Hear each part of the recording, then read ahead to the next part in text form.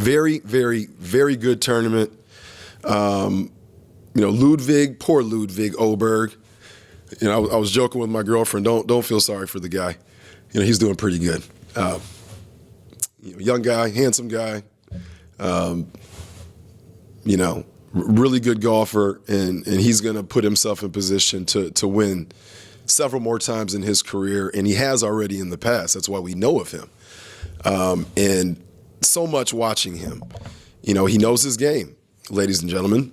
He knows he gets quick and could be the reason for some of the issues that he had in 11, 12, and 13.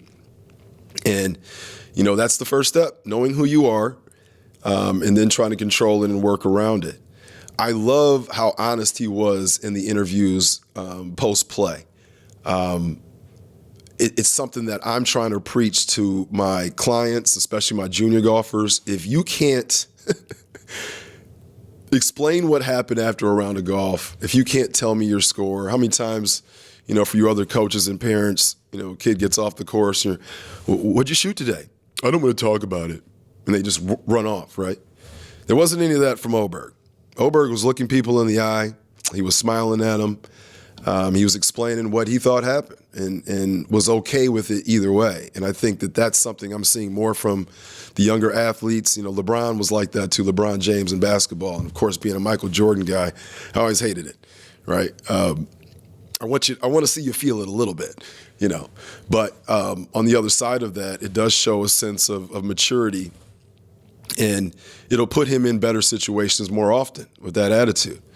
And I think it's a personality trait. I think he's actually still ahead of the curve, right? He's one of the PGA kids that took advantage of the college ranking that he had, and he moved up. And, he's still ahead of the curve. We've heard his name so many times on these leaderboards, and I don't think we were supposed to yet.